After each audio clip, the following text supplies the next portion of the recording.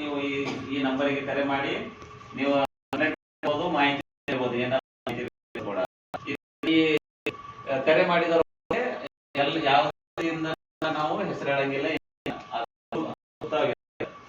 ಹೌದಾ? ಅದೇ ತರದ ವಿಷಯಗಳು ಇಲ್ಲಿ ಹೇಳ್ಕೊಳ್ಳೋದಿರುವಂತ ನೀವು ಹೇಳ.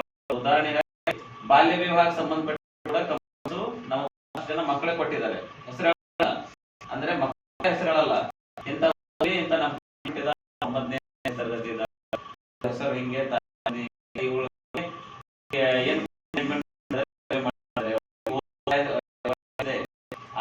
ಅದನ್ನು ಕೂಡ ಮದುವೆ ಮಾಡ್ತಾ ಅಂತ ಹೇಳಿ ನಮಗೆ ಹೇಳ್ತಾರೆ.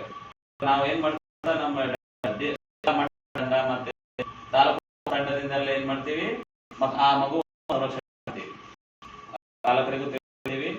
ಇಲ್ಲ ಆದ್ರೆ ಮುಂದೆ ಏನಾಗುತ್ತೆ, ಎಫ್ಐಆರ್ ಆಗುತ್ತೆ, ಕೇಸ್ ಆಗುತ್ತೆ. ಹುಡುಗಿಗೆ ಬಿಟ್ಟು ತಾಯಿ ತಂದೆ ಇರಬಹುದು, ಇರಬಹುದು. ಈ ಬರ್ತಾರಲ್ಲ ಊಟಕ್ಕೆ ಊಟ ಮಾಡಿರಾಗ್ಲಿ, ಪ್ರಿಂಟ್ ಮಾಡಿ ಇವರಾಗ್ಲಿ, ಪ್ರಿಂಟಿಂಗ್ ಆಗ್ಲಿ, ಈ ಹುಡುಗರಾಗ್ಲಿ, ಭಜಂತ್ರಿ ಭಾಷರಾಗ್ಲಿ, ಇವರೆಲ್ಲರಿಗೆ ಶಿಕ್ಷೆ ತಿಳಿತಾ? ಅಷ್ಟು ಶಕ್ತಿ ನಿಮ್ಮ ಮಕ್ಕಳ ಕೈಯಲ್ಲಿ. ಅದಕ್ಕಾಗಿ ಇದನ್ನ ದುರುಪಯೋಗ ಪಡಿಸ್ಕೋಬೇಡಿ. ಕೂಡ ಹಿಂಗಿದೆ ಅಂತೇಳಿ ಸುಮ್ನೆ ಅಲ್ಲ, ಹೌದಾ? ಅದನ್ನ ಮಾಡಿ ನಿಜವಾಗಿದ್ದಾಗ ಮಾಡ್ರಿ. ನಿಮ್ಮ ಗೆಳೆಯರಾಗ್ಲಿ, ಗೆಳೆಯರಾಗ್ಲಿ ಅಂತ ಸಂರಕ್ಷಣೆ ಮಾಡಿ. ಮುಂದೆ ಓದಿ ವಯಸ್ಸು ಮೀರಿದ ನಂತರ ನೀವು ಮದುವೆ. ಎಷ್ಟು ಹುಡುಗಿಯರಿಗೆ ಎಷ್ಟಿದೆ ವಯಸ್ಸು ಮದುವೆದು?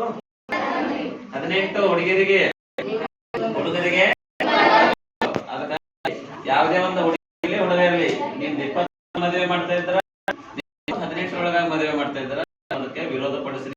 ಮಕ್ಕಳ ಸಹಾಯವಾಣಿ ಏನಿದೆ ಅದಕ್ಕೆ ಇದು. ಆದ್ರೆ ಒಂದು ನಿಮಗೆ ಗುರಿ ಮುಖ್ಯವಾಗಿರ್ಬೇಕು, ತಿಳಿತಾ?